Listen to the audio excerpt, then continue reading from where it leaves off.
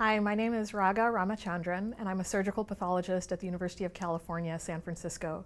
My goal in this video is to teach you what a surgical pathologist does, how we interface with other physicians to provide patient care, and what our role is in a large medical center such as this one. Pathology is not a field that medical school students traditionally get much exposure to unless they choose to do an elective in our field in their third or fourth year. But it really does lay a foundation for many other clinical practices, regardless of the field that you go into, whether it's internal medicine, surgery, pediatrics, or OB-GYN, or even pathology. You will connect with us as physicians. You'll be sending us specimens, we'll be working with you to provide diagnostic interpretation, and it's very important that you understand the cellular processes that we look at to decide whether or not disease is present in a particular sample. Can I work without a pathologist? I think that that's not a possibility in surgical oncology because it's an intimate part of what we do. My job is to review biopsies or large surgical specimens taken from patients, often patients who are currently under anesthesia in the operating room. The surgeon may be waiting for a diagnosis from us. That diagnosis is really the foundation of where we began treating a condition. So I think this is very exciting because you're sort of setting up the stage for how the patient is going to be managed and further treated. In many cases, there is a confusion in terms of what the diagnosis is, and the pathologist can provide insight into exactly what the disease process is. In this case, the surgeon, Dr. Corvera, sent us a biopsy from a patient of his with a history of breast cancer. This patient now presents with what is called a peritoneal nodule. The peritoneum is the soft tissue that lines the body cavities in the abdomen. And the surgeon's question is what this nodule represents.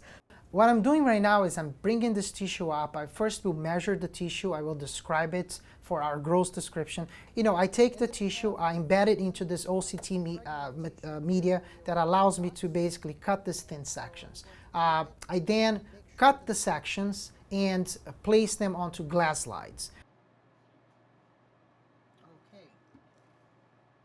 Put it into the slide here.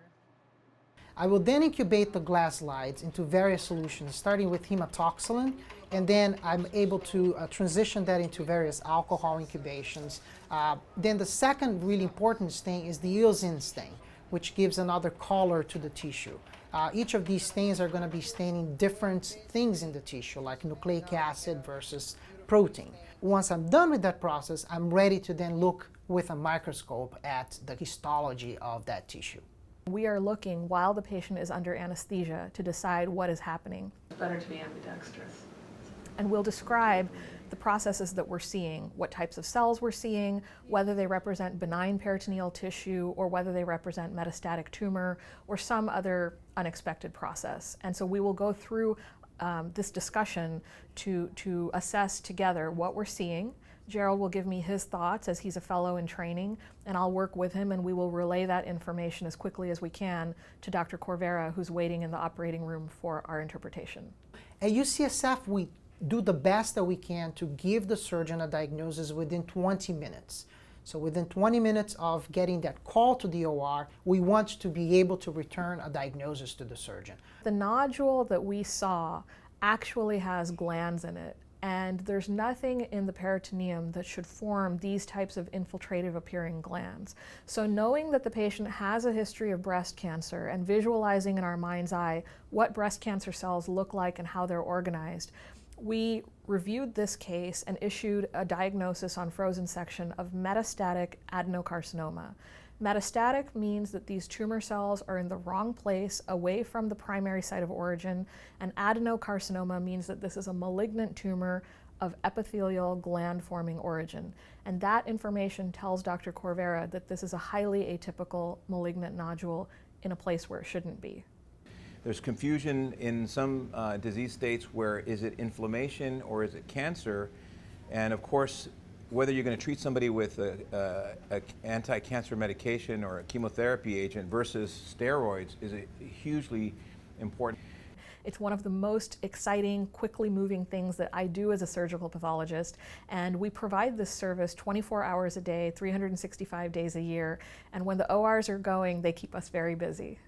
During my time as a medical student at UCSD, I actually didn't know much about pathology until well into my third year of medical school. I mean, I had, again, I shared a love for the basic sciences and histology, but I didn't really know a lot about pathology. So, and it's actually an essential, again, integral part of the treatment team that patients have at the hospital. So I think it would be beneficial for everybody to just spend a little time seeing what we do here, so that when we get to work together on cases, you understand what goes on here. And maybe it will light up a passion in your heart to sort of become a pathologist like I decided to do.